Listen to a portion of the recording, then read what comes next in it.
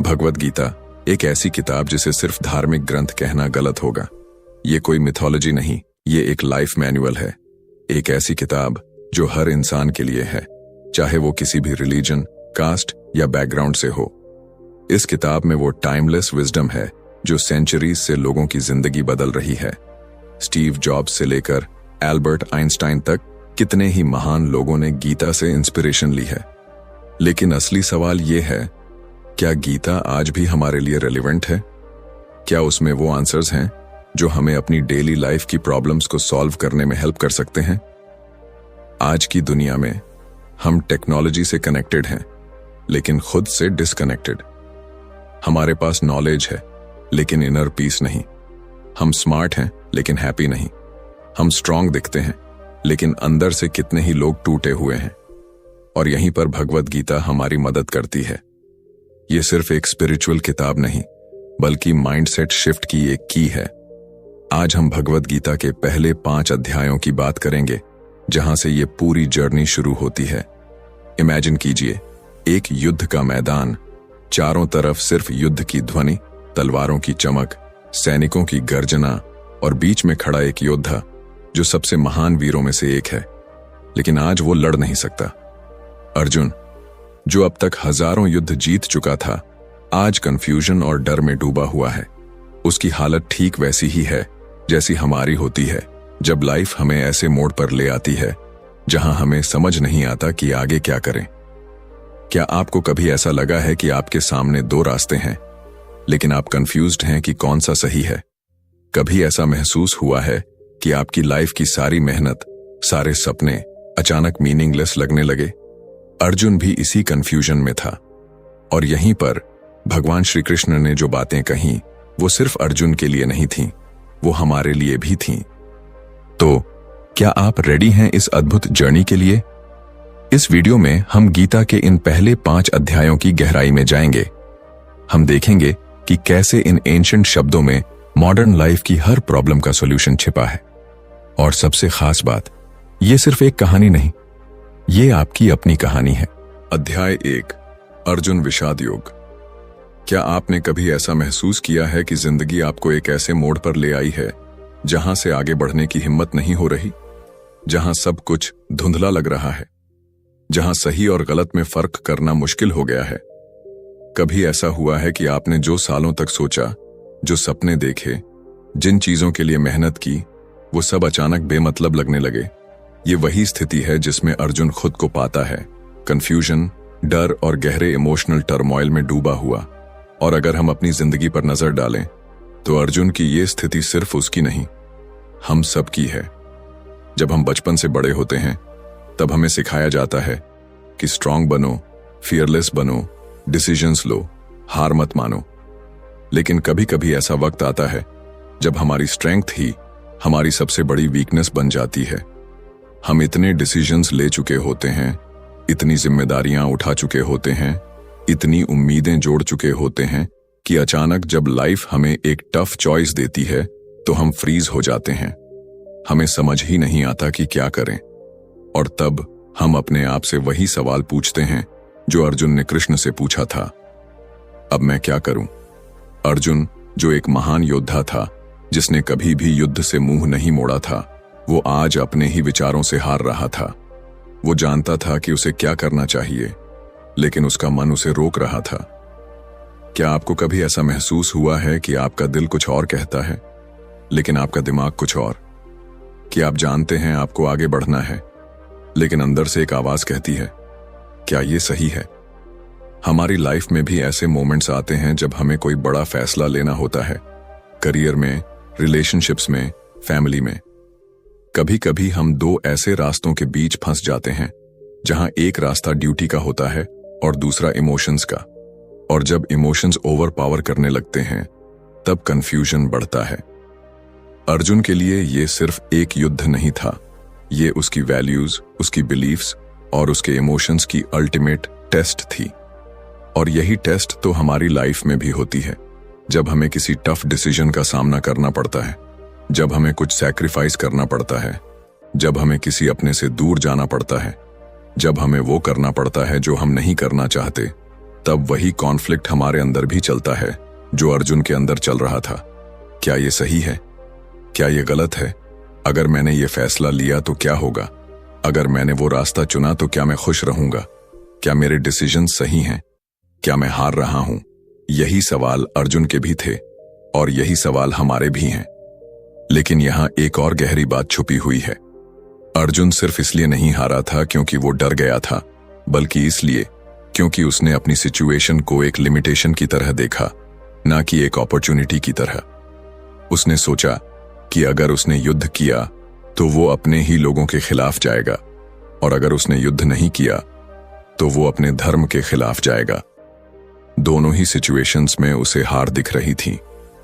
लेकिन क्या सच में वो हार थी? हमारी लाइफ में भी जब हम एक टफ सिचुएशन में होते हैं तो हम सिर्फ दो ही ऑप्शंस देखते हैं, या तो हम हार रहे होते हैं या जीत रहे होते हैं। लेकिन असल में लाइफ कभी ब्लैक और व्हाइट नहीं होती। हमेशा एक तीसरा ऑप्शन होता है, विजडम का, क्लैरिटी का और सही समझ का। भगवद गीता का पहला अध्याय हमें यह सिखाता है कि हमारी लाइफ में जो भी कंफ्यूजन आता है वो असल में एक बहुत बड़ा सिग्नल होता है कि हम किसी बड़े बदलाव के लिए तैयार हैं। जब भी हमें कोई बड़ा डिसीजन लेना होता है, जब भी हमारी सोच हमें रोकने लगती है, जब भी हम अपने ही विचारों में उलझ जाते हैं, तो हमें समझ जाना चाहिए कि हमें सिर्फ सही गाइडेंस की जरूरत है। अर्जुन के पास कृष्ण थे जिन्होंने उसे सही रास्ता दिखाया। लेकिन हम सबके पास भी एक कृष्ण होते हैं। कभी वो हमारे पेरेंट्स होते हैं, कभी हमारे टीचर्स, कभी कोई दोस्त, और कई बार वो गाइडेंस खुद हमारे अंदर होती है। लेकिन हम उसे सुनते नहीं क्योंकि हमारा मन डर से, गिल्ट से, इमोशन से भर चुका होता है। तो आज जब भी आपकी लाइफ में कोई ऐसा मोमेंट आए जब आपको लगे कि आप स्टक हैं, जब आपको लगे कि आप आगे नहीं बढ़ सकते, जब आपको लगे कि आपको क्लैरिटी नहीं मिल रही, तब याद रखिए, ये सिर्फ कंफ्यूजन नहीं है, ये एक अपॉर्चुनिटी है, एक नया रास्ता खोजने की, एक नई सोच अपनाने की और अपने अंदर के डर से बाहर निकलने की। भगवद गीता का पहला अध्याय सिर्फ अर्जुन की कहानी नहीं, ये हमारी कहानी है।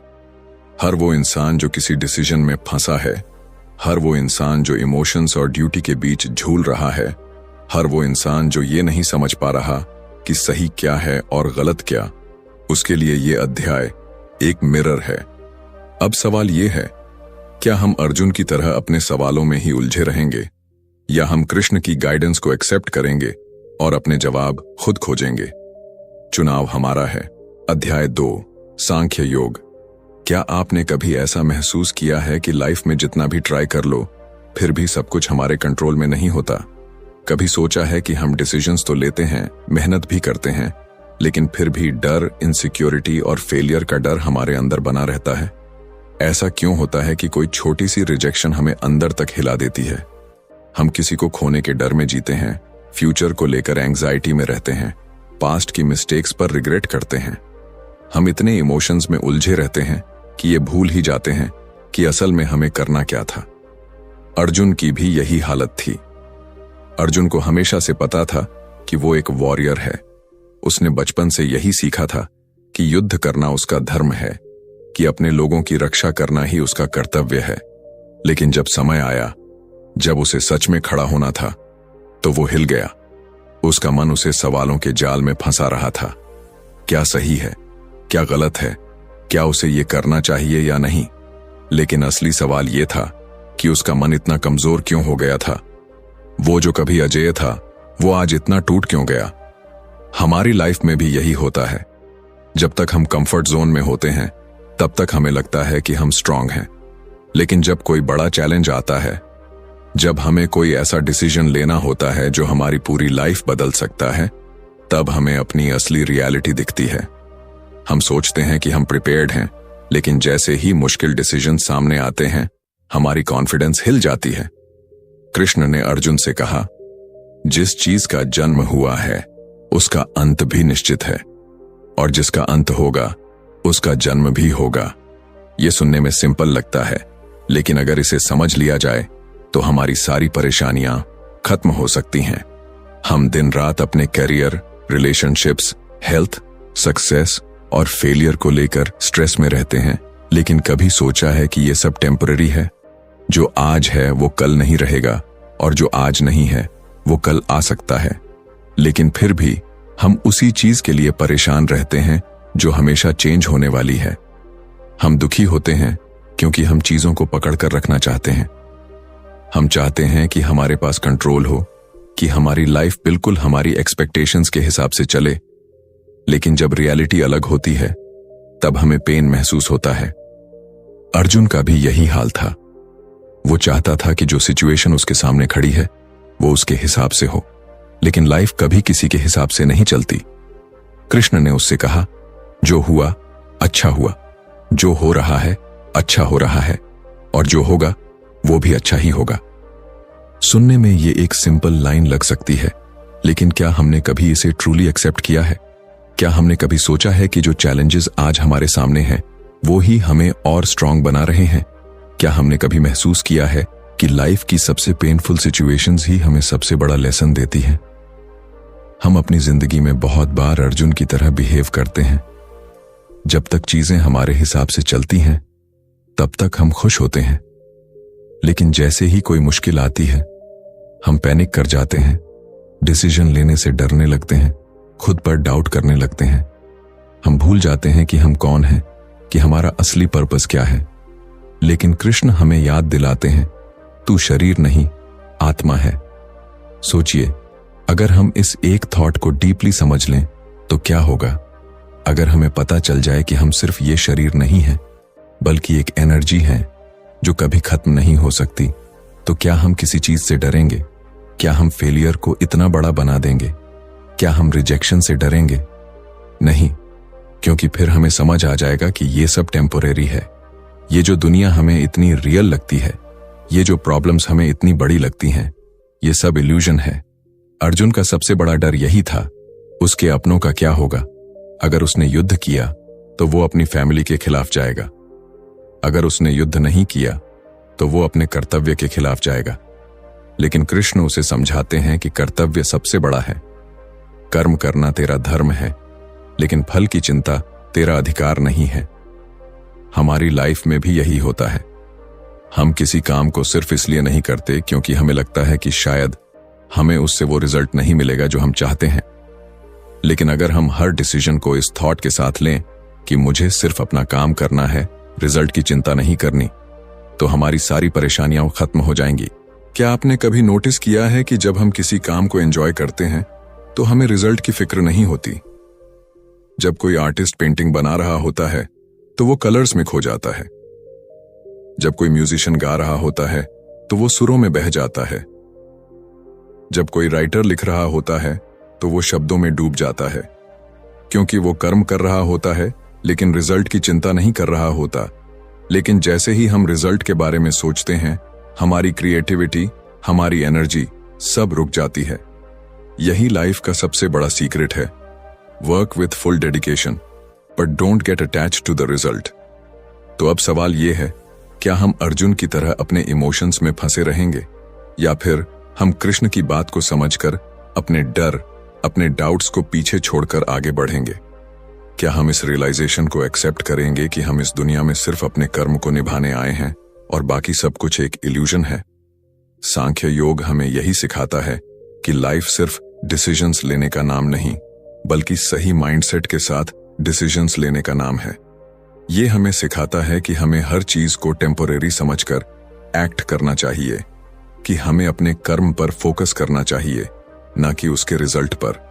और सबसे बड़ी बात, हमें अपने अंदर उस क्लैरिटी को लाना चाहिए जो हमारे फियर और डाउट को खत्म कर सके।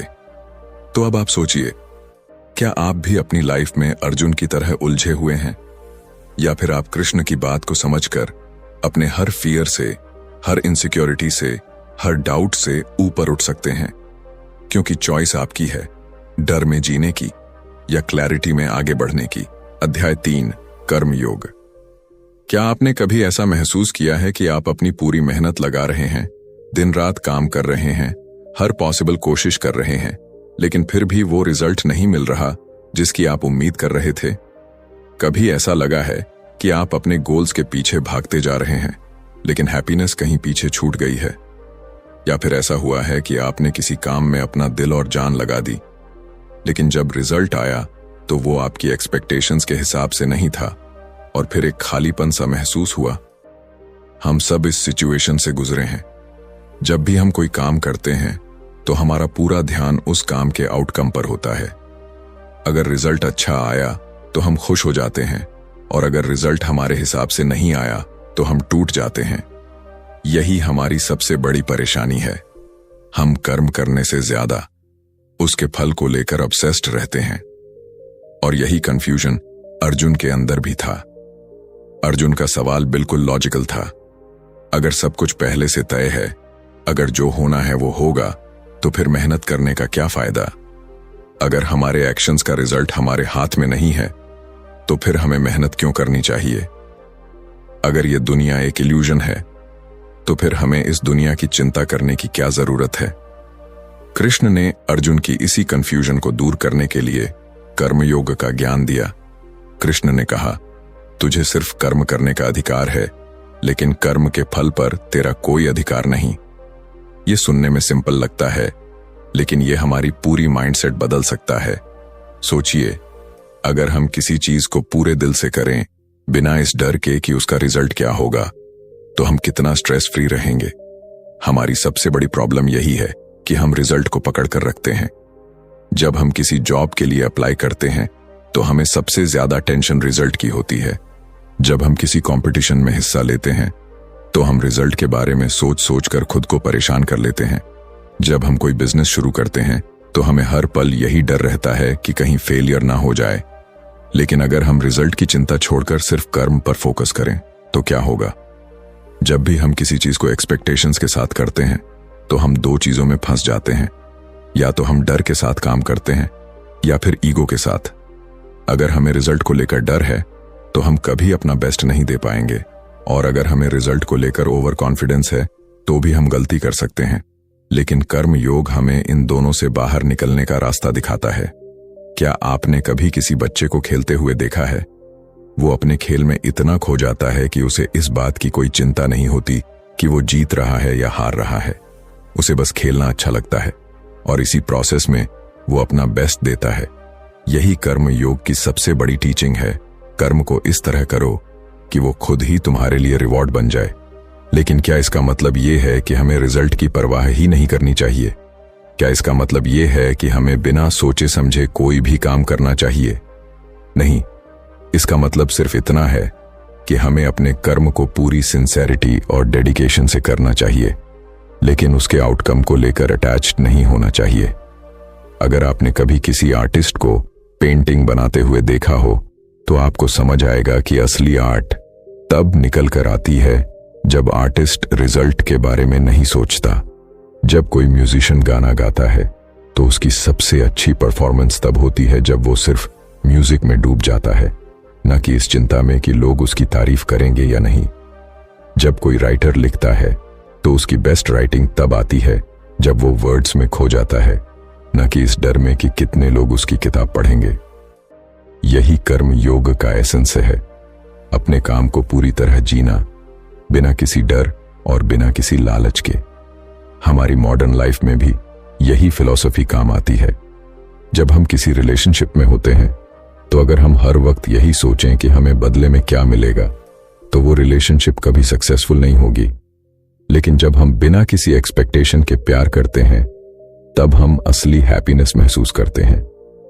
जब हम किसी दोस्त की मदद करते हैं, तो अगर हम बदले में कुछ एक्सपेक्ट करें, तो वो मदद नहीं, एक डील बन जाती है। लेकिन जब हम बस दिल से किसी की मदद करते हैं, तब हमें असली सेटिस्फैक्शन मिलता है। यही कर्म योग की ताकत है, डिटैचमेंट के साथ एक्शन। कृष्ण अर्जुन से कहते हैं, अगर तू निष्काम भाव से कर्म करेगा तो तेरा हर कार्य पूजा बन जाएगा।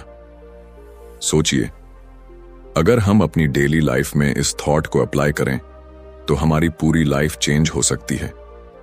इमेजिन कीजिए कि आप अपने काम में इतने इन्वॉल्व्ड हो जाएं कि आपको बस काम करने की खुशी मिले, ना कि रिजल्ट की चिंता। इमेजिन कीजिए कि आप कोई भी गोल सिर्फ इसीलिए चेस करें क्योंकि आपको उसे अचीव करने में मजा आता है, ना कि सिर्फ इसलिए कि आपको दूसरों से तारीफ चाहिए।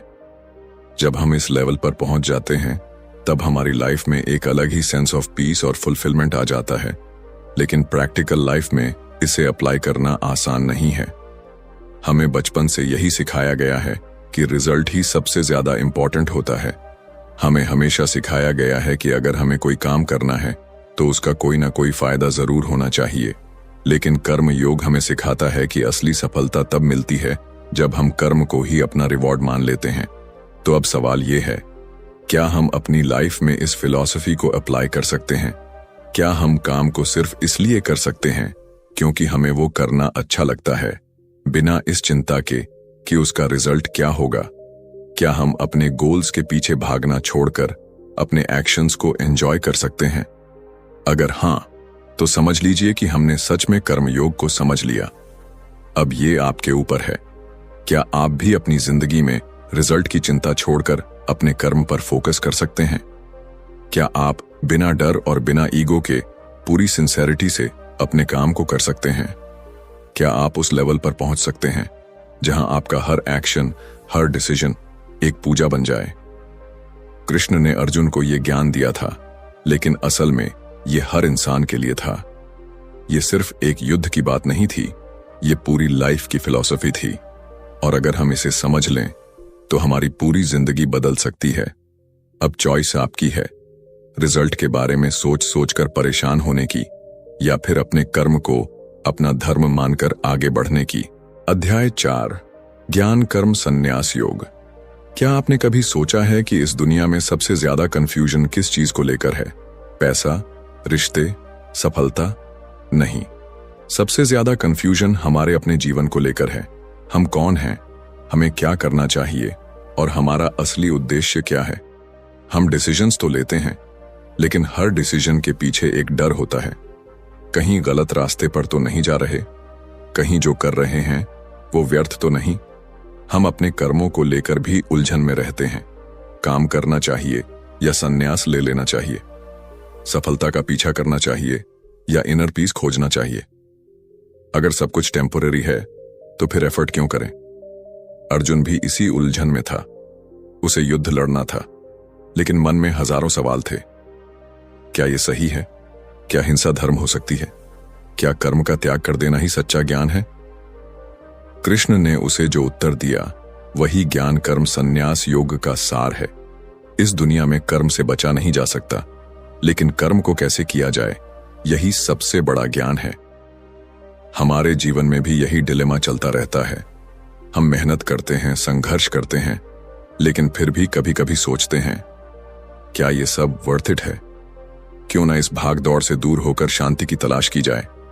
लेकिन यहां एक पैराडॉक्स आता है, शांति त्याग में नहीं, सही कर्म में है। हम में से कई लोग सोचते हैं कि रियल हैप्पीनेस का मतलब है रिस्पॉन्सिबिलिटीज से बच जाना, दुनिया से कट जाना और बस अकेले एक पीसफुल लाइफ जीना। लेकिन क्या सच में यही पीस है?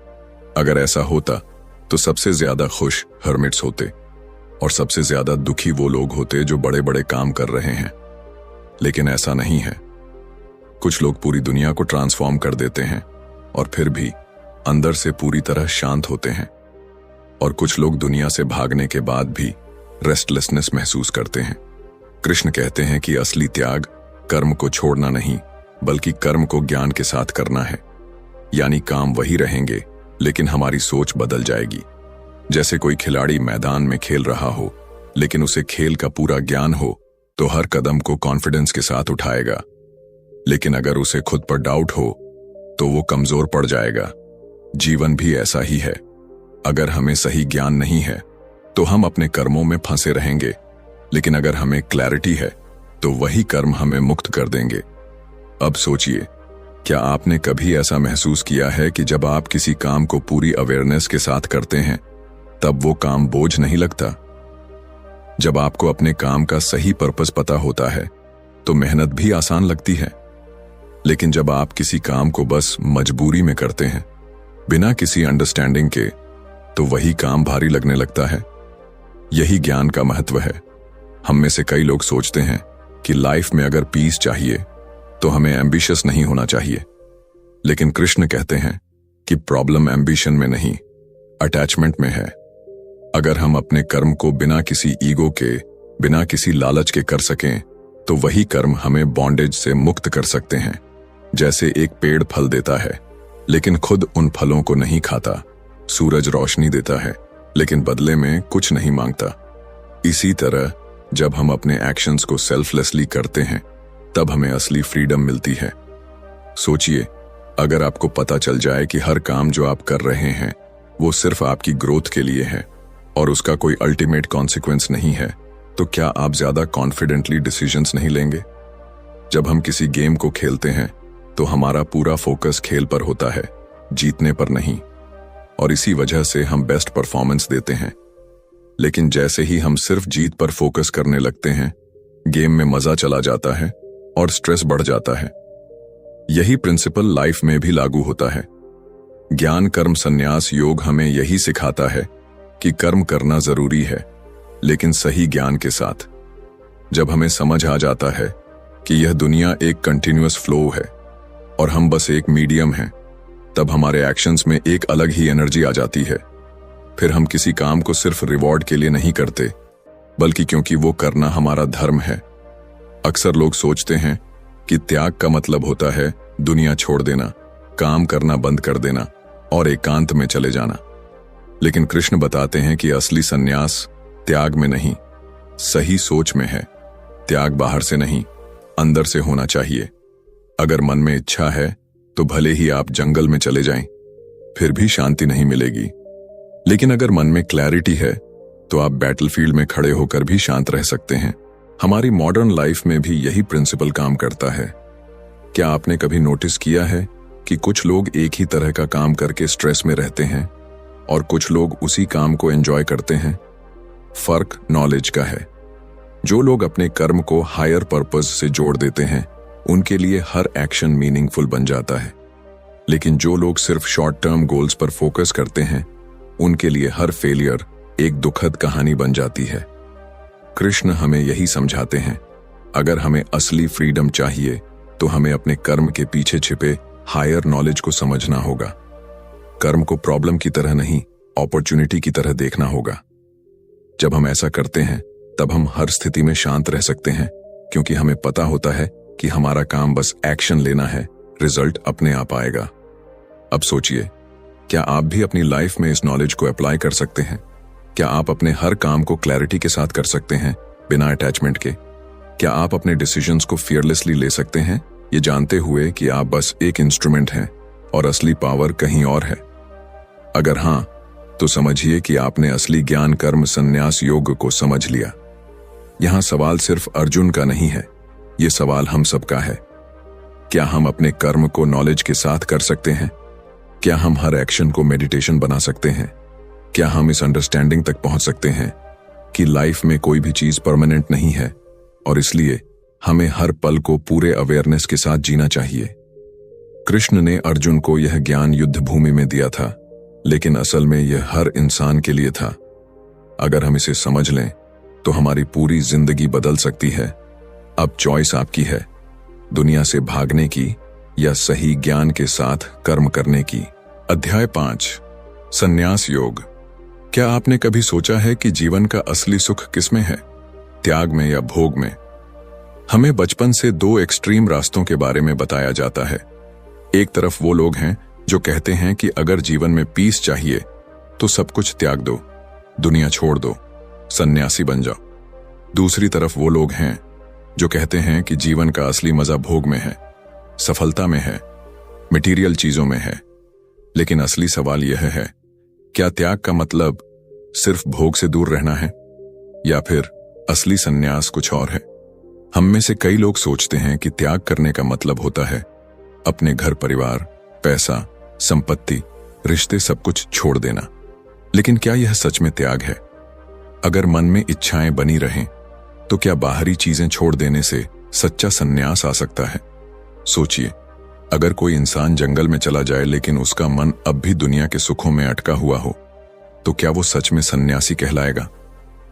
और दूसरी तरफ कोई इंसान दुनिया में रहकर, अपने परिवार और समाज के बीच रहकर भी भीतर से पूरी तरह शांत हो, तो क्या वो सन्यासी नहीं कहलाएगा?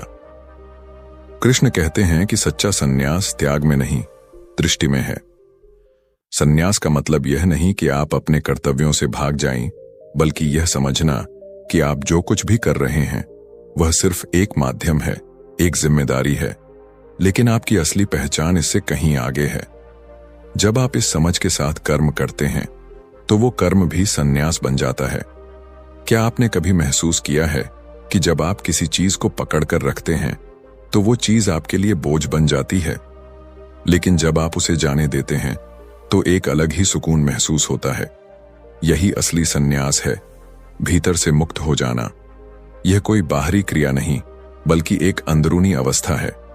हमारे जीवन में अक्सर यह भ्रम होता है कि जो चीज हमें सुख दे रही है वही हमारे दुख का कारण भी बन रही है। हम किसी चीज को अपनी जिंदगी का हिस्सा बना लेते हैं, उस पर पूरी तरह डिपेंड हो जाते हैं, और जब वो चीज छिन जाती है तो टूट जाते हैं। लेकिन अगर शुरुआत से ही हमें यह समझ हो कि यह दुनिया टेम्पोरेरी है, हर चीज बदलने वाली है, तो क्या हम किसी भी चीज को लेकर इतने ऑब्सेस्ड होंगे? अगर आपने कभी नोटिस किया हो तो जब हम कोई चीज छोड़ने का डिसीजन खुद लेते हैं तो हमें सुकून मिलता है, लेकिन जब कोई चीज हमसे जबरदस्ती छीन ली जाती है तो हमें दर्द होता है। यही डिफरेंस है सन्यास और मजबूरी में त्याग का। सन्यास तब होता है जब हम खुद यह समझ जाते हैं कि इस दुनिया में कुछ भी परमानेंट नहीं है, और इसलिए हम किसी चीज से इमोशनली अटैच्ड नहीं होते। लेकिन जब हमें कोई चीज छोड़नी पड़ती है क्योंकि हमारे पास कोई और ऑप्शन नहीं होता, तो वह त्याग दुखदाई हो जाता है। क्या आपने कभी किसी इंसान को देखा है जो अपनी पूरी जिंदगी मेहनत करता है, पैसा कमाता है, नाम बनाता है, लेकिन फिर भी अंदर से खाली महसूस करता है? और दूसरी तरफ कुछ लोग ऐसे भी होते हैं जो बहुत साधारण जीवन जीते हैं, लेकिन फिर भी भीतर से पूरी तरह संतुष्ट रहते हैं। यह फर्क सन्यास का है। सन्यास का मतलब दुनिया से भागना नहीं, बल्कि दुनिया में रहकर भी उससे डिटैच्ड रहना है। कृष्ण हमें यह समझाते हैं कि सन्यास और कर्मयोग दोनों का लक्ष्य एक ही है, अंतर की शांति। जो इंसान अपने कर्मों को एक पूजा की तरह करता है बिना किसी अटैचमेंट के, वो भी सन्यासी है। और जो इंसान सब कुछ छोड़कर भी अगर अपने मन में इच्छाएं रखता है, वो असली सन्यासी नहीं है। असली सन्यास मन का है, बाहरी चीजों का नहीं। अगर हम अपने जीवन को एक खेल की तरह देखें जहां हम बस अपनी बेस्ट परफॉर्मेंस देने आए हैं, तो क्या हमें हार जीत की इतनी चिंता होगी? जब कोई खिलाड़ी मैदान में उतरता है तो अगर वह सिर्फ हारने के डर में जिए तो क्या वह अपना बेस्ट दे पाएगा? लेकिन अगर वह पूरे दिल से खेलता है, यह जानते हुए कि हार जीत मायने नहीं रखती, बल्कि खेलना ही असली आनंद है, तो वो अपने हाईएस्ट पोटेंशियल तक पहुंच सकता है। यही सन्यास की असली भावना है, कर्म करते जाना, लेकिन उससे बंधे बिना। सोचिए, अगर हम अपनी जिंदगी को भी इसी प्रिंसिपल पर जिए तो कितना सुकून मिलेगा। हम हर काम को पूरे मन से करेंगे, लेकिन उससे किसी भी तरह की एक्सपेक्टेशन नहीं रखेंगे। हमें जो भी रिस्पॉन्सिबिलिटीज दी गई हैं उन्हें पूरी सिंसेरिटी से निभाएंगे, लेकिन इस डर के बिना कि हमें बदले में क्या मिलेगा। यही असली फ्रीडम है, यही असली सन्यास है। हमारी प्रॉब्लम यह है कि हम चीजों को छोड़ना नहीं चाहते। हम रिलेशनशिप्स में रहते हैं, लेकिन हमेशा यह डर लगा रहता है कि कहीं यह रिश्ता टूट ना जाए। हम नौकरी करते हैं, लेकिन हमेशा इस चिंता में रहते हैं कि कहीं प्रमोशन ना रुके। हम बिजनेस करते हैं, लेकिन हमेशा डर लगा रहता है कि कहीं नुकसान ना हो जाए। लेकिन अगर हम इन सबसे डिटैच्ड रहना सीख लें, तो क्या हमें इतना स्ट्रेस होगा? कृष्ण हमें यह नहीं कहते कि कोई एम्बिशन मत रखो, कोई सक्सेस मत चाहो। वो बस यह समझाते हैं कि अगर तुम सक्सेस को पकड़कर रखोगे तो वह तुम्हारे लिए बोझ बन जाएगी, लेकिन अगर तुम उसे बस एक जर्नी की तरह देखोगे तो तुम हर परिस्थिति में शांत रह पाओगे।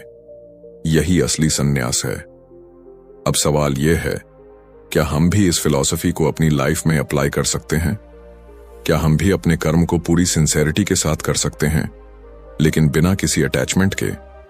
क्या हम यह समझ सकते हैं कि लाइफ में कुछ भी परमानेंट नहीं है, और इसलिए किसी भी चीज से बंधे रहना सिर्फ हमारे दुख का कारण बनेगा? अगर हां, तो हम सच में संन्यास योग को समझ पाए हैं। अर्जुन को कृष्ण ने यही सिखाया था, सच्चा संन्यास भागने में नहीं, एक्सेप्टेंस में है। जब हम अपने कर्मों को, अपनी जिम्मेदारियों को, अपनी परिस्थितियों को पूरी तरह एक्सेप्ट कर लेते हैं, लेकिन उनसे इमोशनली अटैच्ड नहीं होते, तब हमें असली शांति मिलती है। अब यह आपके ऊपर है। क्या आप भी इस समझ तक पहुंच सकते हैं? क्या आप भी त्याग और भोग के बीच के इस कंफ्यूजन से मुक्त होकर असली शांति की ओर बढ़ सकते हैं? कृष्ण का यह ज्ञान सिर्फ अर्जुन के लिए नहीं था, यह हमारे लिए भी उतना ही महत्वपूर्ण है। अगर हम इसे समझ लें तो हमारी पूरी जिंदगी बदल सकती है। अब चॉइस आपकी है, दुनिया से भागने की या दुनिया में रहकर भी उससे मुक्त रहने की। जिस दुनिया में हम रहते हैं वहां ध्यान भटकना आम हो चुका है। Social media, email, phone calls और लगातार आने वाले नोटिफिकेशन ने हमें ऐसा बना दिया है कि हम किसी भी काम पर ज्यादा देर तक टिक नहीं पाते। जब भी कोई मुश्किल या गहरा काम करने बैठते हैं, हमारा मन बेचैन होने लगता है। हम बार बार इधर उधर ध्यान लगाते हैं, कभी फोन चेक करते हैं, कभी कोई और बहाना ढूंढ लेते हैं। लेकिन सवाल यह है कि क्या हम वाकई में कुछ भी प्रोडक्टिव कर पा रहे हैं? कैल न्यूपोर्ट की किताब डीप वर्क इसी समस्या का समाधान देती है। वह कहते हैं कि जो लोग गहरे ध्यान यानी डीप वर्क की कला सीख जाते हैं, वे न सिर्फ अपने क्षेत्र में महारत हासिल करते हैं, बल्कि तेजी से आगे भी बढ़ते हैं। क्योंकि आज की दुनिया में ध्यान केंद्रित करने वाले लोग बहुत कम हैं, इसीलिए जो ऐसा कर पाते हैं वे बाकियों से कहीं ज्यादा सफल होते हैं। गहरे ध्यान का मतलब है बिना किसी रुकावट के, बिना ध्यान भटकाए पूरी तरह किसी एक काम में डूब जाना। यह सिर्फ मेहनत करने का मामला नहीं है, बल्कि यह एक रणनीति है जो आपको असाधारण परिणाम देने की क्षमता रखती है। लेकिन यह आसान नहीं है। न्यूपोर्ट के अनुसार हमारा दिमाग दो तरह से काम करता है। पहला, शैलो वर्क यानी सतही काम, जिसमें हम बार बार ध्यान भटकाते रहते हैं, ईमेल चेक करते हैं, सोशल मीडिया पर स्क्रॉल करते हैं और छोटे छोटे टास्क निपटाते हैं। और दूसरा, डीप वर्क यानी गहन कार्य, जिसमें हम पूरी तरह एक चीज पर फोकस करते हैं बिना किसी रुकावट के। यही वह काम है जो असल में हमारी क्षमता को बढ़ाता है, हमारी स्किल्स को निखारता है और हमें एक्सपर्ट बनाता है। अब सवाल उठता है कि डीप वर्क को अपनी जिंदगी में लागू कैसे करें। न्यूपोर्ट ने इसके लिए कुछ जरूरी नियम बताए हैं। पहला नियम है डिस्ट्रैक्शन को खत्म करना। जब तक हमारे आसपास ध्यान भटकाने वाली चीजें रहेंगी, तब तक हम डीप वर्क में नहीं जा सकते। इसलिए हमें अपने वातावरण को ऐसा बनाना होगा कि उसमें कम से कम बाधाएं हों। अगर आप कोई महत्वपूर्ण काम कर रहे हैं तो फोन को साइलेंट पर डाल दें, सोशल मीडिया को कुछ समय के लिए बंद कर दें और एक शांत जगह पर बैठें। दूसरा नियम है गहरे ध्यान की आदत डालना। डीप वर्क कोई ऐसी चीज नहीं है जो एक दिन में आ जाए। इसे विकसित करना पड़ता है। जैसे हम एक्सरसाइज करके शरीर को मजबूत बनाते हैं, वैसे ही हमें अपने दिमाग को भी प्रशिक्षित करना होगा। न्यूपोर्ट सलाह देते हैं कि दिन का एक निश्चित समय सिर्फ गहरे ध्यान वाले काम के लिए रखें। धीरे धीरे आपका दिमाग इस आदत में ढल जाएगा और ध्यान केंद्रित करना आसान हो जाएगा। तीसरा नियम है सतही कामों को सीमित करना। हम अक्सर सोचते हैं कि हम बहुत सारे काम कर रहे हैं, लेकिन सच तो यह है कि उनमें से ज्यादातर फालतू होते हैं। बार बार ईमेल चेक करना, सोशल मीडिया स्क्रॉल करना या हर छोटी बात पर जवाब देना, ये सब चीजें हमें व्यस्त तो रखती हैं, लेकिन उत्पादक नहीं बनाती। न्यूपोर्ट कहते हैं कि हमें तय करना होगा कि हम दिन भर में कितना समय इन सतही कामों के लिए देंगे और उसे सीमित रखना होगा। चौथा और सबसे महत्वपूर्ण नियम है गहरे ध्यान को एक मूल्य बनाना। इसका मतलब है कि हमें अपनी पहचान ही ऐसी बनानी होगी कि लोग हमें गहरे ध्यान और गहरे काम के लिए जानें।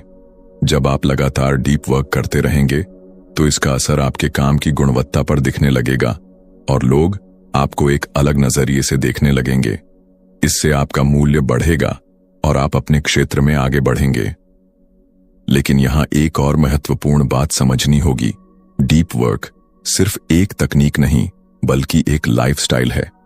इसे अपनाने के लिए आपको लगातार अभ्यास करना होगा, ध्यान भटकाने वाली चीजों से दूरी बनानी होगी और अपने काम को प्राथमिकता देनी होगी। शुरुआत में यह मुश्किल लगेगा, लेकिन जैसे जैसे आप इसे अपनाते जाएंगे वैसे वैसे आपका ध्यान मजबूत होता जाएगा और आप अपने काम में पहले से कई गुना बेहतर होते जाएंगे। धीरे धीरे जब आप डीप वर्क की आदत डालते हैं तो आपको अपने दिमाग में एक खास बदलाव महसूस होने लगेगा। शुरुआत में जब आप ध्यान केंद्रित करने बैठेंगे तो आपका मन बार बार इधर उधर भागेगा। आपको लगेगा कि फोन चेक कर लें, कोई मैसेज देख लें या बस थोड़ी देर के लिए ब्रेक ले लें। लेकिन यही वो मोड है जहां आपको खुद पर नियंत्रण रखना होगा, क्योंकि अगर आपने उस क्षण अपने दिमाग को भटकने दिया तो वह फिर से उसी आदत में लौट जाएगा। लेकिन अगर आपने खुद को संयमित किया, अपनी इच्छा को कंट्रोल किया और बिना रुके काम पर ध्यान दिया, तो धीरे धीरे आपका दिमाग गहरे ध्यान की आदत डालने लगेगा। डीप वर्क की यह प्रक्रिया वैसे ही है जैसे कोई खिलाड़ी अपने खेल में महारत हासिल करने के लिए रोज घंटों अभ्यास करता है। अगर कोई पियानो बजाना सीख रहा है तो शुरुआत में उंगलियां सही से नहीं चलती, दिमाग जल्दी थक जाता है और धैर्य रखना मुश्किल हो जाता है। लेकिन जब वह लगातार अभ्यास करता है तो धीरे धीरे उसकी उंगलियां खुद ब खुद सही नोट्स पर चलने लगती हैं, बिना सोचे समझे। यही नियम गहरे ध्यान के साथ भी लागू होता है। शुरुआत में यह मुश्किल लगेगा, लेकिन जैसे जैसे आप अभ्यास करते जाएंगे वैसे वैसे आपका दिमाग लंबी अवधि तक ध्यान केंद्रित करने लगेगा। इस प्रक्रिया में एक और महत्वपूर्ण चीज आती है, अपने काम को गहराई से समझना और उसमें रुचि लेना। अगर आप कोई ऐसा काम कर रहे हैं जिसमें आपकी रुचि नहीं है तो ध्यान केंद्रित करना और भी कठिन हो जाएगा। लेकिन अगर आप अपने काम को एक चुनौती की तरह लेते हैं, उसमें कुछ नया सीखने की कोशिश करते हैं, तो आपका दिमाग स्वाभाविक रूप से उसमें डूबने लगेगा। न्यूपोर्ट इसी बात पर जोर देते हैं कि जब हम अपने काम में पूरी तरह समर्पित होते हैं तो हम ज्यादा संतुष्ट महसूस करते हैं और हमारी उत्पादकता भी कई गुना बढ़ जाती है।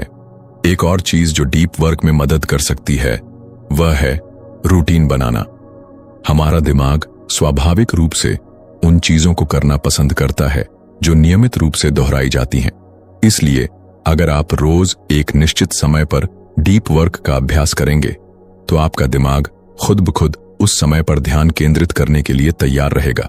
उदाहरण के लिए, अगर आप तय कर लें कि सुबह 8 बजे से 10 बजे तक बिना किसी रुकावट के सिर्फ एक ही काम करेंगे, तो कुछ हफ्तों बाद आपका दिमाग इस रूटीन को स्वीकार कर लेगा और उस समय ध्यान केंद्रित करना आसान हो जाएगा। लेकिन इस दौरान सबसे बड़ी चुनौती यह होती है कि हम अपने आप को बाहरी विकर्षणों से कैसे बचाएं। इसका एक सरल उपाय है डिजिटल डिटॉक्स। न्यूपोर्ट कहते हैं कि अगर हम अपने फोन, सोशल मीडिया और बेवजह की सूचनाओं से कुछ समय के लिए खुद को अलग कर लें तो हमारा दिमाग स्वाभाविक रूप से ज्यादा गहरे स्तर पर काम करने लगता है। ये ठीक वैसे ही है जैसे अगर कोई व्यक्ति लगातार जंक फूड खा रहा हो और फिर अचानक से हेल्दी डाइट अपनाने लगे, तो शुरुआत में उसे दिक्कत होगी, लेकिन धीरे धीरे उसका शरीर इस बदलाव को स्वीकार कर लेगा और वह ज्यादा ऊर्जावान महसूस करेगा। इसी तरह जब आप अपने दिमाग को बार बार ध्यान भटकाने वाली चीजों से बचाएंगे तो आपका ध्यान केंद्रित करने की क्षमता बढ़ती जाएगी। लेकिन यहां एक और चीज है जिस पर ध्यान देना जरूरी है। सिर्फ ध्यान केंद्रित करने से ही सफलता नहीं मिलेगी, बल्कि सही दिशा में ध्यान केंद्रित करना भी जरूरी है।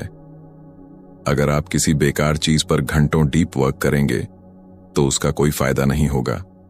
इसीलिए यह समझना भी जरूरी है कि किस काम पर आपको अपनी ऊर्जा लगानी है और किस काम को छोड़ देना है। डीप वर्क सिर्फ ध्यान केंद्रित करने की तकनीक नहीं है, बल्कि यह एक नया नजरिया है जिससे हम अपने दिमाग को ज्यादा प्रभावी और उत्पादक बना सकते हैं। न्यूपोर्ट इस बात पर भी जोर देते हैं कि अगर आप अपनी निजी जिंदगी में भी इस सिद्धांत को लागू करेंगे तो आपको मानसिक शांति मिलेगी। जब हम हर समय सतही चीजों में उलझे रहते हैं तो हमारा दिमाग कभी भी पूरी तरह शांत नहीं हो पाता। लेकिन जब हम गहराई से सोचने और गहराई से काम करने की आदत डालते हैं तो हमें न सिर्फ ज्यादा सफलता मिलती है, बल्कि हमारे जीवन में भी संतुलन बना रहता है। डीप वर्क का असली फायदा तब दिखता है जब आप इसे लंबे समय तक अपनाते हैं। कुछ दिन या कुछ हफ्ते डीप वर्क करने से बहुत बड़ा बदलाव नहीं आएगा, लेकिन अगर आप इसे अपनी दिनचर्या का हिस्सा बना लेंगे तो यह आपकी पूरी कार्यशैली को बदल सकता है। इससे आपका ध्यान मजबूत होगा, आपकी याददाश्त बेहतर होगी और आप कम समय में ज्यादा प्रभावी काम कर पाएंगे। सबसे अच्छी बात यह है कि जब आप गहराई से काम करना सीख जाते हैं तो आपको अपने काम में आनंद भी आने लगता है। फिर वह कोई बोझ नहीं लगता, बल्कि एक रचनात्मक प्रक्रिया बन जाती है जिससे आप खुद को और बेहतर बना सकते हैं। जब आप लगातार डीप वर्क की आदत डालते हैं तो आपका दिमाग धीरे धीरे मजबूत होने लगता है। आप खुद महसूस करेंगे कि पहले जो काम करने में घंटों लगते थे वही अब कम समय में और ज्यादा प्रभावी तरीके से हो रहे हैं। लेकिन इस सफर में धैर्य बहुत जरूरी है। कई बार ऐसा होगा कि आपका ध्यान फिर से भटकेगा, आपको लगेगा कि यह तरीका काम नहीं कर रहा, या फिर आप पुराने पैटर्न में लौटने लगेंगे। लेकिन यही वह मोड़ होता है जहां आपको खुद को संभालना है। ध्यान केंद्रित करने की यह प्रक्रिया किसी साधना की तरह होती है जिसमें निरंतर अभ्यास और अनुशासन की जरूरत होती है। इस पूरी प्रक्रिया में सबसे बड़ा दुश्मन है हमारी पुरानी आदतें। हम इतने सालों से छोटे छोटे विकर्षणों के आदी हो चुके हैं कि बिना ध्यान भटकाए काम करना लगभग असंभव सा लगता है। लेकिन अगर आप सच में अपनी क्षमताओं को अगले स्तर तक ले जाना चाहते हैं तो आपको इस चुनौती से गुजरना ही होगा। शुरुआत में आप छोटे छोटे बदलाव कर सकते हैं, जैसे अगर आप 1 घंटे बिना किसी रुकावट के पढ़ाई या काम नहीं कर पा रहे हैं तो शुरुआत में 25-30 मिनट का फोकस सेशन रखें और धीरे धीरे इसे बढ़ाते जाएं। अपने काम के बीच में छोटे छोटे ब्रेक लें, लेकिन उन ब्रेक्स में भी ध्यान रखें कि आप फिर से किसी विकर्षण में न उलझ जाएं। डीप वर्क का एक और महत्वपूर्ण पहलू यह भी है कि हम अपने दिमाग को अनावश्यक जानकारी से मुक्त करें। आजकल हमारा दिमाग हर समय ढेर सारी सूचनाओं से भरा रहता है। हम सोशल मीडिया स्क्रॉल करते रहते हैं, हर छोटी चीज पर ध्यान देते हैं और अनजाने में अपनी मानसिक ऊर्जा को व्यर्थ कर देते हैं। जब हमारा दिमाग पहले से ही इतनी सूचनाओं से भरा होता है तो वह गहरे ध्यान में नहीं जा पाता। इसीलिए न्यूपोर्ट सलाह देते हैं कि हमें इंफॉर्मेशन डाइट अपनानी चाहिए। इसका मतलब यह नहीं कि हम पूरी तरह से सूचना से कट जाएं, बल्कि यह कि हम सोच समझकर ही जानकारी ग्रहण करें। जो चीजें हमारे काम की नहीं हैं, उन पर ध्यान देना बंद करें। जब हमारा दिमाग कम लेकिन जरूरी चीजों पर फोकस करना सीख जाएगा तो डीप वर्क करना अपने आप आसान हो जाएगा। इस पूरे सफर में सबसे जरूरी चीज होती है एक स्पष्ट उद्देश्य। जब तक हमें यह नहीं पता कि हम गहरे ध्यान की आदत क्यों डाल रहे हैं, तब तक इसे लंबे समय तक बनाए रखना मुश्किल होगा। हर इंसान की जिंदगी में कोई न कोई लक्ष्य होता है, लेकिन ज्यादातर लोग अपने असली लक्ष्य को भूलकर छोटी छोटी व्यस्तताओं में उलझ जाते हैं। वे दिन भर व्यस्त तो रहते हैं, लेकिन जब रात में खुद से पूछते हैं कि उन्होंने दिन भर में क्या हासिल किया, तो कोई ठोस जवाब नहीं मिलता। डीप वर्क हमें इस जाल से बाहर निकालता है और हमें अपने असली लक्ष्यों की तरफ ले जाता है। जब आप इस सोच के साथ गहरे ध्यान में जाने लगते हैं कि यह आपकी क्षमताओं को निखारने के लिए जरूरी है, तो आपको खुद ही इससे लगाव होने लगेगा। धीरे धीरे आप यह भी महसूस करेंगे कि डीप वर्क सिर्फ आपके करियर में नहीं, बल्कि आपकी पूरी जिंदगी में बदलाव लाने लगता है। जब आपका दिमाग एक बार गहरी एकाग्रता की आदत डाल लेता है, तो आप किसी भी चीज को ज्यादा ध्यान और समझदारी के साथ करने लगते हैं। फिर चाहे वह पढ़ाई हो, कोई नया कौशल सीखना हो या फिर किसी समस्या का समाधान निकालना हो, हर चीज में आपकी क्षमता पहले से कई गुना बढ़ जाएगी। सबसे अच्छी बात यह है कि जब आप अपने काम को ध्यान से करते हैं तो आपको उसमें सच्ची संतुष्टि भी मिलने लगती है। फिर वह सिर्फ एक जिम्मेदारी नहीं रहती, बल्कि एक ऐसा अनुभव बन जाती है जिससे आप खुद को और बेहतर महसूस करते हैं। डीप वर्क अपनाने का मतलब यह नहीं है कि आपको हमेशा अपने आप को काम में झोंक देना है, बल्कि इसका असली उद्देश्य यह है कि जब आप काम करें तो पूरी तरह उसमें डूबकर करें और जब आराम करें तो पूरी तरह रिलैक्स करें। कई बार लोग सोचते हैं कि ज्यादा देर तक काम करने से वे ज्यादा प्रोडक्टिव बन सकते हैं, लेकिन सच तो यह है कि अगर आप ध्यान केंद्रित करके कम समय में गहराई से काम करेंगे तो आपका काम भी बेहतरीन होगा और आपको थकान भी महसूस नहीं होगी। इसलिए जरूरी है कि आप अपने दिमाग को बैलेंस में रखें। जब डीप वर्क करें तो पूरी तरह उसमें डूब जाए और जब ब्रेक लें तो सच में आराम करें, न कि सोशल मीडिया या दूसरी व्यस्तताओं में उलझें। गहरे ध्यान की यह यात्रा आसान नहीं है, लेकिन यह उन लोगों के लिए सबसे ज्यादा जरूरी है जो अपने जीवन में कुछ बड़ा हासिल करना चाहते हैं। दुनिया में ऐसे बहुत कम लोग होते हैं जो सच में किसी एक चीज में मास्टर बन पाते हैं, और इसका सबसे बड़ा कारण यह है कि ज्यादातर लोग कभी गहरे ध्यान की कला सीख ही नहीं पाते। लेकिन अगर आप इस कला को अपना लेते हैं तो आप भी उन गिने चुने लोगों में शामिल हो सकते हैं जो अपने क्षेत्र में महारत हासिल करते हैं, अपने लक्ष्यों को तेजी से प्राप्त करते हैं और एक संतुलित, खुशहाल जीवन जीते हैं। जब आप गहरे ध्यान की आदत डालते हैं तो धीरे धीरे आपको अपने दिमाग में बदलाव महसूस होने लगता है। पहले जो चीजें मुश्किल लगती थीं, वे आसान लगने लगती हैं। पहले जो काम कई घंटों में भी पूरे नहीं होते थे, वे अब कम समय में ही पूरे हो जाते हैं। लेकिन यह बदलाव रातों रात नहीं आता, इसे विकसित करने में समय लगता है। शुरुआत में आपको लगेगा कि यह तरीका बहुत कठिन है, लेकिन जैसे ही आप इस पर डटे रहते हैं, वैसे वैसे आपका दिमाग इसे स्वीकार करने लगता है। यह ठीक वैसे ही है जैसे अगर कोई व्यक्ति सालों तक जंक फूड खाता रहा हो और अचानक से हेल्दी डाइट अपनाने की कोशिश करे, तो उसे शुरुआत में कठिनाई होगी। लेकिन अगर वह इस आदत को बनाए रखे तो कुछ ही हफ्तों में उसका शरीर हेल्दी फूड के अनुरूप ढलने लगता है। हमारा दिमाग भी इसी तरह काम करता है। अगर हमने इसे सालों तक सतही ध्यान भटकाने वाली चीजों के लिए प्रशिक्षित किया है, तो यह तुरंत गहरे ध्यान में नहीं जा सकता। लेकिन अगर हम इसे बार बार एकाग्रता की स्थिति में लाने की कोशिश करते हैं, तो यह धीरे धीरे उस स्थिति को सामान्य मानने लगता है। यह प्रक्रिया इतनी प्रभावशाली होती है कि कुछ समय बाद आपको ध्यान केंद्रित करने के लिए मेहनत नहीं करनी पड़ती, बल्कि आपका दिमाग खुद ब खुद डीप वर्क के लिए तैयार रहने लगता है। कई बड़े लेखक, वैज्ञानिक और कलाकार इसी सिद्धांत पर काम करते हैं। वे रोज एक निश्चित समय पर बिना किसी रुकावट के गहराई से काम करते हैं, और इसी कारण वे साधारण लोगों की तुलना में कहीं अधिक प्रभावी और रचनात्मक होते हैं। लेकिन इस प्रक्रिया में सबसे बड़ी बाधा बाहरी विकर्षण नहीं, बल्कि खुद हमारी आदतें होती हैं। हम इतने सालों से मल्टीटास्किंग और बार बार ध्यान भटकाने की आदत डाल चुके हैं कि एक ही चीज पर लंबे समय तक ध्यान देना हमारे लिए असहज लगने लगता है। जब आप पहली बार डीप वर्क करने बैठेंगे तो आपको बेचैनी महसूस होगी। आपका मन खुद ही फोन उठाने का, सोशल मीडिया चेक करने का या कोई और आसान काम करने का बहाना ढूंढने लगेगा। लेकिन यही वह क्षण होता है जहां आपको खुद को रोकना होता है। अगर आप इस असहजता से गुजर गए और अपने दिमाग को दोबारा से प्रशिक्षित कर लिया, तो आगे का सफर आसान हो जाएगा। इसमें एक और चीज मदद करती है, मानसिक स्पष्टता। जब तक आपका मन उलझा रहेगा, तब तक डीप वर्क करना मुश्किल होगा। इसलिए जरूरी है कि आप अपने दिमाग में अनावश्यक चीजों का बोझ न बनने दें। इसके लिए आप एक सरल तरीका अपना सकते हैं, अपने विचारों को लिखना। जब भी आपका दिमाग भटकने लगे या कोई फालतू चिंता आपको परेशान करे, तो उसे एक कागज पर लिख लें और फिर उसे एक तरफ रख दें। ऐसा करने से आपका दिमाग उन चीजों से मुक्त हो जाएगा और आप ज्यादा स्पष्टता के साथ काम कर पाएंगे।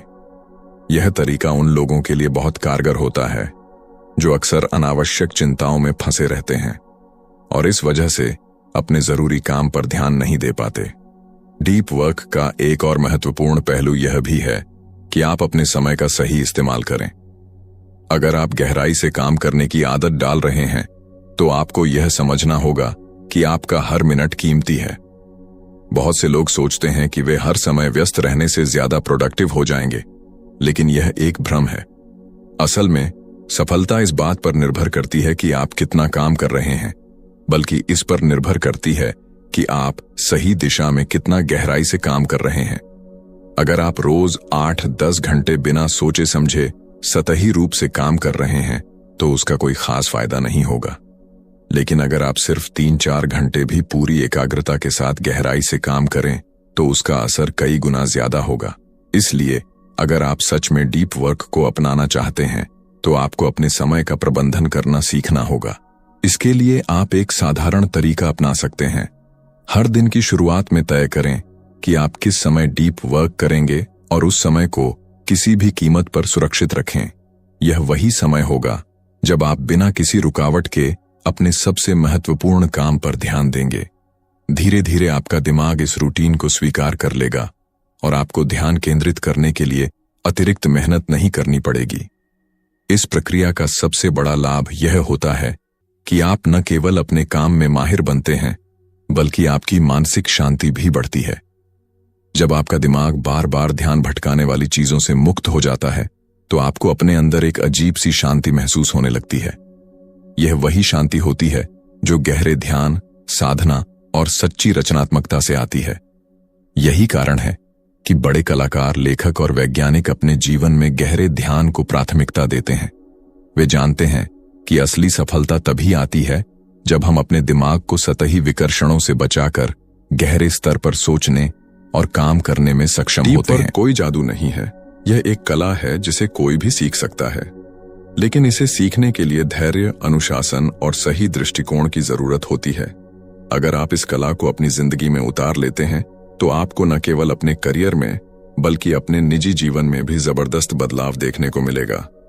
आप ज्यादा आत्मविश्वासी महसूस करेंगे, ज्यादा प्रभावी बनेंगे और सबसे महत्वपूर्ण बात, आप अपने काम से सच्ची संतुष्टि पाने लगेंगे।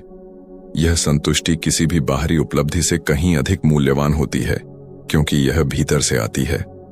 अगर आप भी अपनी जिंदगी में इस बदलाव को लाना चाहते हैं, तो आज ही डीप वर्क की इस यात्रा की शुरुआत करें। यह शुरुआत छोटी हो सकती है, लेकिन अगर आप इसे लगातार बनाए रखते हैं, तो कुछ ही महीनों में आप खुद में वह बदलाव देखेंगे जिसकी आपने कभी कल्पना भी नहीं की थी। जब आप गहराई से काम करने की इस आदत को अपनाते हैं, तो धीरे धीरे आपको अपने भीतर बदलाव महसूस होने लगता है। आप देखेंगे कि पहले जो चीजें आपको मुश्किल लगती थीं, वे अब आसान लगने लगी हैं।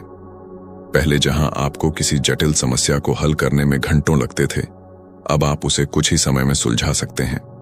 यह बदलाव इसलिए आता है क्योंकि डीप वर्क आपके दिमाग की क्षमता को बढ़ाता है। ठीक वैसे ही जैसे कोई एथलीट रोजाना अभ्यास करके अपने शरीर को मजबूत बनाता है, उसी तरह डीप वर्क से आपका दिमाग तेज और केंद्रित बनता है। लेकिन इसका मतलब यह नहीं है कि यह सफर हमेशा आसान रहेगा। कई बार ऐसा होगा जब आपको लगेगा कि आपका ध्यान बार बार भटक रहा है, आपका मन किसी और चीज में उलझ रहा है, या आपको लग रहा है कि आप सही तरीके से काम नहीं कर पा रहे हैं। यह पूरी तरह सामान्य है। असल में ध्यान भटकना और एकाग्रता खोना हर इंसान के दिमाग की स्वाभाविक प्रक्रिया है, लेकिन महत्वपूर्ण यह है कि आप इसे किस तरह संभालते हैं। जब भी आपका मन भटकने लगे, तो उसे जबरदस्ती रोकने की बजाय धीरे धीरे वापस लाने की कोशिश करें। खुद को याद दिलाएं कि यह प्रक्रिया आसान नहीं है, लेकिन अगर आप लगातार प्रयास करेंगे, तो धीरे धीरे आपका दिमाग डीप वर्क की स्थिति में रहना सीख जाएगा। यहां एक और महत्वपूर्ण बात यह भी है कि डीप वर्क सिर्फ एक स्किल नहीं है, यह एक संपूर्ण जीवन शैली है। इसका मतलब सिर्फ यह नहीं है कि आप कुछ घंटों के लिए ध्यान केंद्रित करके काम करें, बल्कि यह है कि आप अपने पूरे जीवन को इस तरह से व्यवस्थित करें कि आपका ध्यान कम से कम भटके।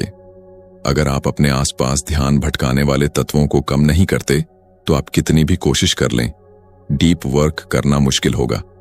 इसलिए जरूरी है कि आप अपने डिजिटल और भौतिक वातावरण को भी सुधारें। आपका मोबाइल, सोशल मीडिया, बार बार आने वाले नोटिफिकेशन, ये सभी चीजें आपके ध्यान को भटकाने के सबसे बड़े कारण हैं।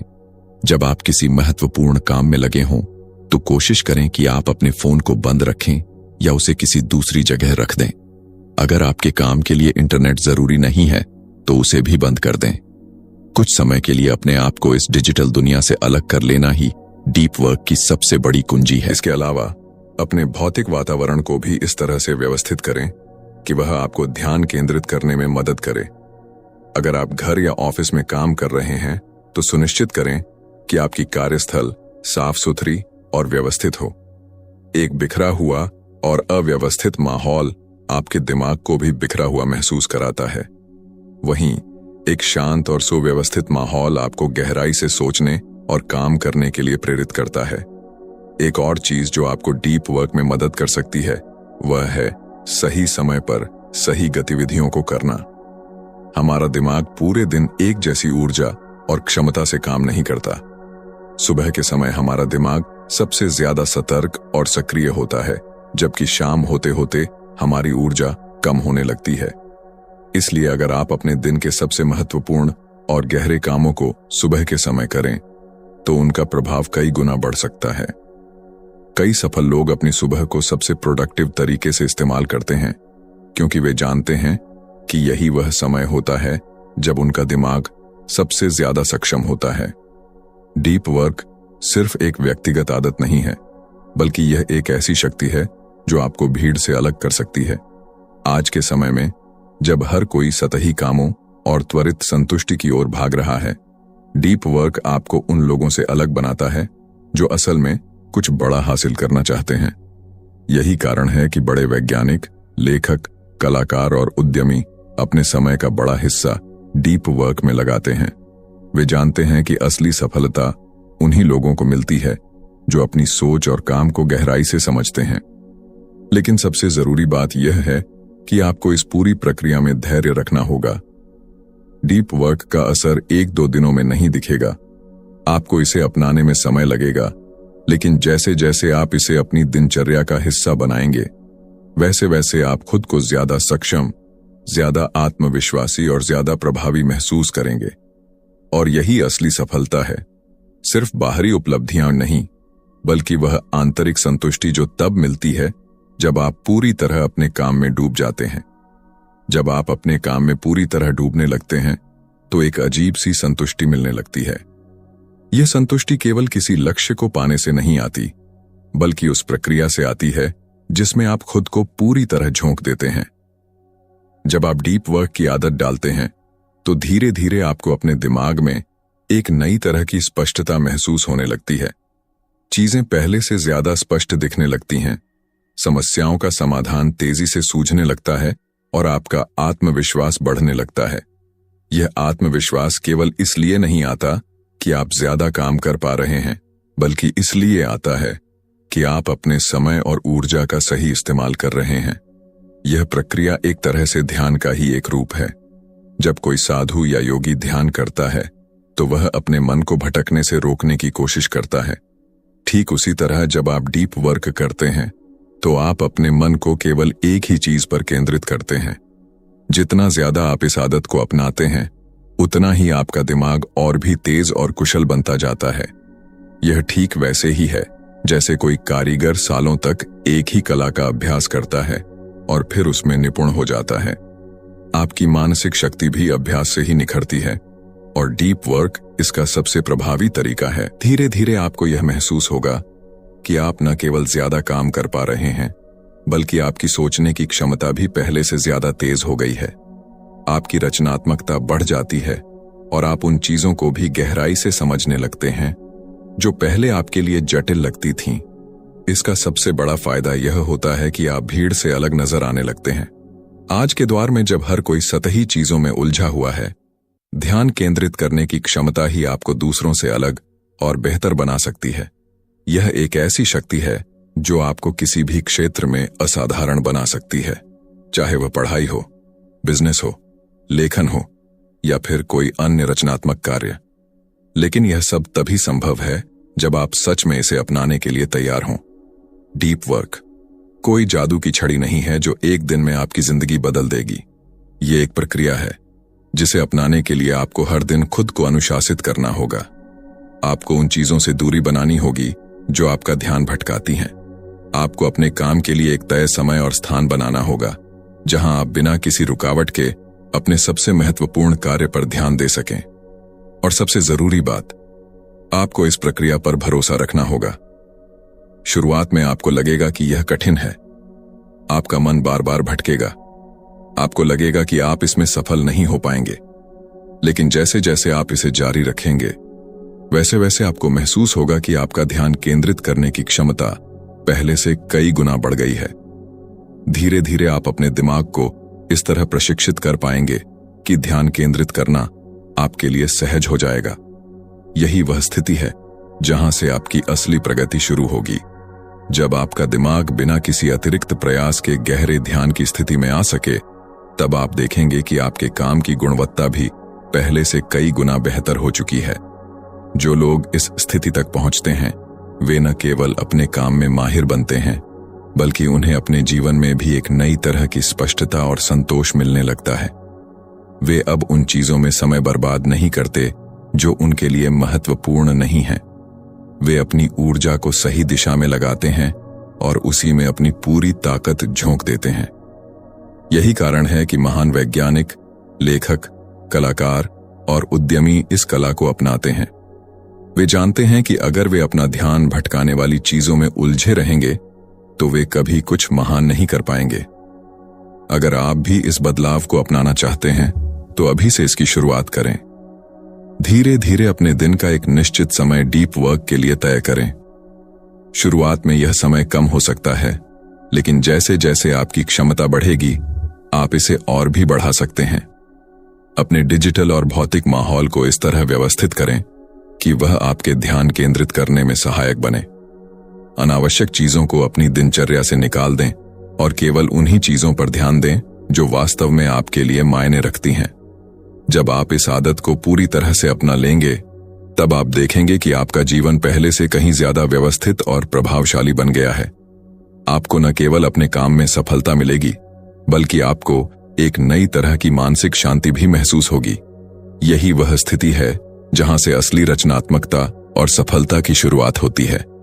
जब आप डीप वर्क को अपनी आदत बना लेते हैं तो आपको एहसास होता है कि यह सिर्फ काम करने की एक तकनीक नहीं है बल्कि यह एक पूरी जीवन शैली है। यह आपके सोचने, सीखने और चीजों को समझने के तरीके को बदल देती है।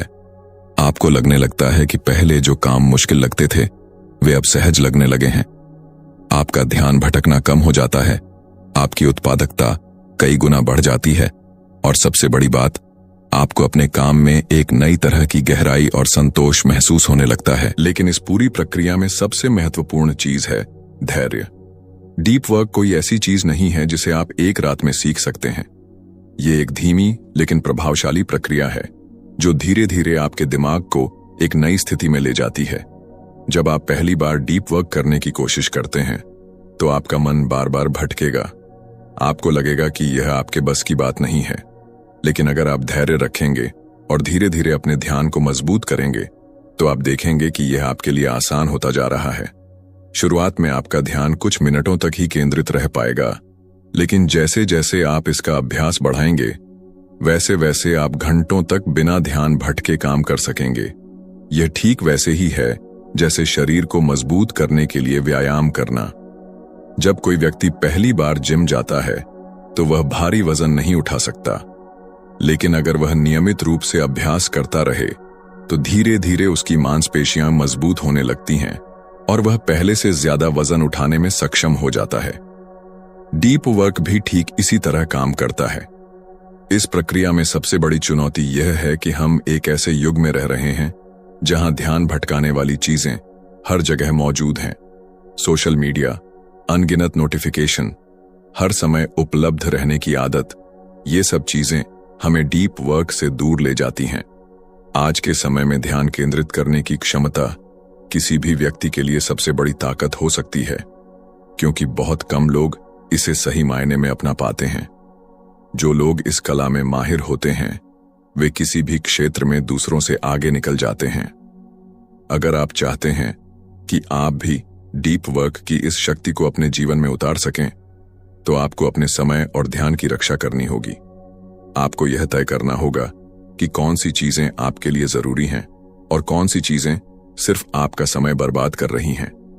अगर आप हर छोटी छोटी चीज पर ध्यान देंगे तो आप कभी भी किसी एक चीज में महारत हासिल नहीं कर पाएंगे। इसलिए जरूरी है कि आप अपने जीवन में प्राथमिकताएं तय करें और केवल उन्हीं चीजों पर ध्यान दें जो वास्तव में आपके लिए मायने रखती हैं। डीप वर्क का एक और महत्वपूर्ण पहलू यह है कि यह सिर्फ काम करने की एक तकनीक नहीं है, बल्कि यह एक मानसिक अनुशासन भी है।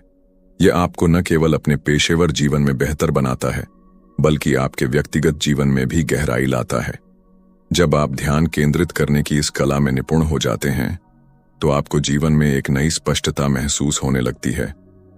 आपका आत्मविश्वास बढ़ जाता है, आपकी निर्णय लेने की क्षमता मजबूत हो जाती है और सबसे महत्वपूर्ण बात, आपको अपने जीवन में एक नई दिशा दिखाई देने लगती है। आप देखेंगे कि पहले जहां आप छोटी छोटी चीजों में उलझे रहते थे, अब आप केवल उन्हीं चीजों पर ध्यान दे रहे हैं जो वास्तव में आपके लिए महत्वपूर्ण हैं। आपका समय अब बर्बाद नहीं होता, बल्कि वह पूरी तरह से सार्थक और उत्पादक बन जाता है। आप केवल ज्यादा काम नहीं कर रहे होते, बल्कि आप ज्यादा स्मार्ट और प्रभावी तरीके से काम कर रहे होते हैं। यही डीप वर्क की असली शक्ति है। लेकिन इसका मतलब यह नहीं है कि आपको हर समय डीप वर्क ही करना है। यह भी जरूरी है कि आप अपने दिमाग को आराम दें और उसे फिर से तरोताजा होने का मौका दें। अगर आप लगातार डीप वर्क करेंगे और अपने दिमाग को कभी भी आराम नहीं देंगे, तो एक समय ऐसा आएगा जब आप थकान महसूस करने लगेंगे। इसलिए यह जरूरी है कि आप डीप वर्क और विश्राम के बीच संतुलन बनाए रखें। जब आप डीप वर्क कर रहे हो तो पूरी तरह उसमें डूब जाएं, लेकिन जब आप काम खत्म करें तो अपने दिमाग को पूरी तरह से आराम देने की कोशिश करें। यह संतुलन बनाना बहुत जरूरी है, क्योंकि यही आपको लंबे समय तक इस प्रक्रिया को बनाए रखने में मदद करेगा। धीरे धीरे जब आप इस आदत को पूरी तरह से अपना लेंगे, तो आप देखेंगे कि आपकी सोचने, सीखने और काम करने की क्षमता पहले से कई गुना बढ़ गई है। आप अपने जीवन में पहले से ज्यादा स्पष्टता, शांति और संतोष महसूस करेंगे। यही असली सफलता है, केवल बाहरी उपलब्धियां नहीं, बल्कि वह आंतरिक संतुष्टि जो तब मिलती है जब आप अपने काम में पूरी तरह डूब जाते हैं और उसे पूरे मन से करते हैं। जब आप डीप वर्क की प्रक्रिया को पूरी तरह से अपनाने लगते हैं, तो आप देखेंगे कि यह केवल आपकी उत्पादकता ही नहीं बढ़ाता, बल्कि यह आपकी सोचने और समझने की क्षमता को भी पूरी तरह से बदल देता है। यह आपको सिर्फ ज्यादा काम करने वाला व्यक्ति नहीं बनाता, बल्कि आपको ऐसा व्यक्ति बनाता है जो अपने हर काम में गहराई से उतरता है, चीजों को पूरी तरह से समझता है और सबसे महत्वपूर्ण, उनमें कुछ नया जोड़ने की क्षमता रखता है।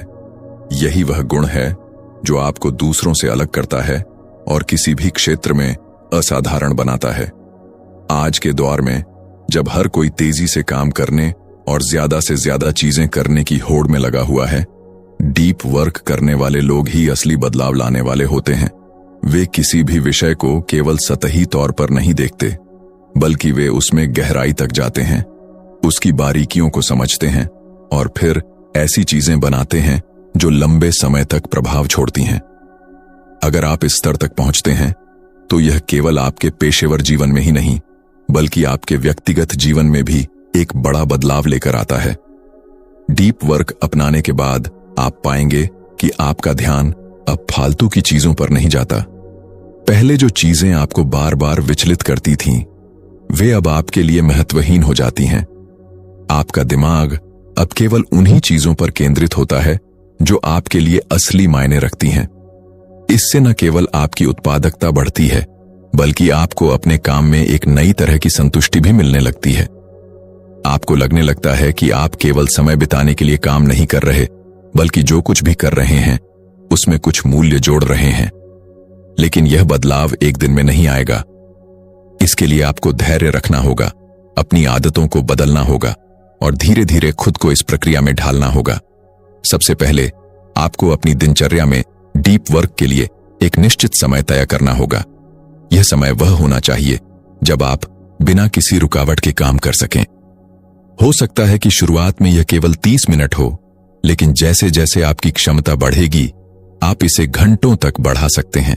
इसके बाद आपको अपने वातावरण को इस तरह से तैयार करना होगा कि वह आपके ध्यान केंद्रित करने में मदद करे। अगर आपका कार्यस्थल अव्यवस्थित है, तो सबसे पहले उसे व्यवस्थित करें। जितना कम अव्यवस्था होगी, आपका दिमाग उतना ही शांत रहेगा और आप उतनी ही आसानी से ध्यान केंद्रित कर पाएंगे। इसके अलावा डिजिटल ध्यान भटकाव से बचने के लिए भी कदम उठाने होंगे।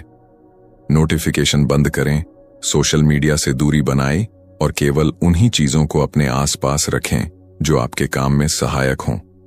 डीप वर्क का एक और महत्वपूर्ण पहलू यह है कि आपको यह समझना होगा कि हर चीज को तुरंत पूरा करना जरूरी नहीं होता। आज के समय में जब लोग मल्टीटास्किंग को एक अच्छी आदत मानते हैं, डीप वर्क हमें सिखाता है कि असली गुणवत्ता केवल तब आती है जब हम एक समय में केवल एक ही चीज पर पूरी तरह ध्यान केंद्रित करते हैं। इसीलिए अगर आप डीप वर्क को अपनाना चाहते हैं तो मल्टीटास्किंग छोड़नी होगी और एक बार में केवल एक ही चीज पर काम करना होगा। जब आप इस प्रक्रिया को अपनाने लगेंगे तो आपको लगेगा कि आपका दिमाग अब पहले से ज्यादा तेज और कुशल हो गया है।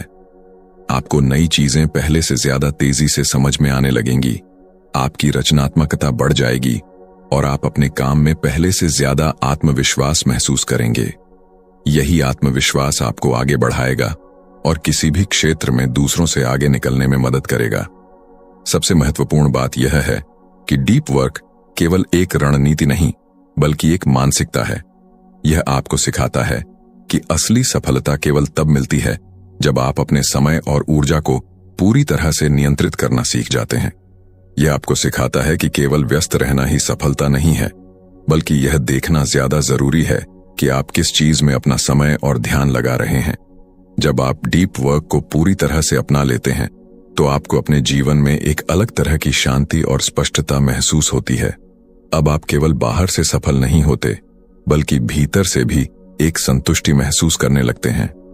यही वह स्थिति होती है जब आप अपने वास्तविक क्षमता को पहचान पाते हैं और उन ऊंचाइयों तक पहुंचते हैं जिनके बारे में आपने कभी सोचा भी नहीं था। जब आप डीप वर्क को अपनी दिनचर्या का हिस्सा बना लेते हैं तो आप खुद को एक अलग ही स्तर पर पाते हैं। आपका ध्यान अब हर उस चीज से हट जाता है जो आपके लक्ष्य से असंबंधित है और आप पूरी ऊर्जा के साथ उन कार्यों में जुट जाते हैं जो वास्तव में आपके लिए महत्वपूर्ण हैं। यह केवल काम करने का तरीका नहीं है, बल्कि यह एक ऐसा बदलाव है जो आपके जीवन को पूरी तरह से बदल सकता है। आप पाएंगे कि अब आप पहले की तुलना में कम समय में अधिक प्रभावी ढंग से काम कर सकते हैं। आपकी रचनात्मकता बढ़ गई है और आप हर चीज को अधिक गहराई से समझने लगे हैं। अगर आपको ये वीडियो पसंद आई हो तो इसे लाइक जरूर करें और अपने दोस्तों के साथ शेयर करें ताकि वे भी इससे कुछ नया सीख सकें। अगर आप ऐसे ही और शानदार बुक समरी वीडियो देखना चाहते हैं तो चैनल को सब्सक्राइब करें और बेल आइकन दबाएं ताकि आपको हमारी हर नई वीडियो का नोटिफिकेशन मिले। मिलते हैं अगली वीडियो में एक नई किताब की समरी के साथ। तब तक के लिए पढ़ते रहिए, सीखते रहिए और आगे बढ़ते रहिए।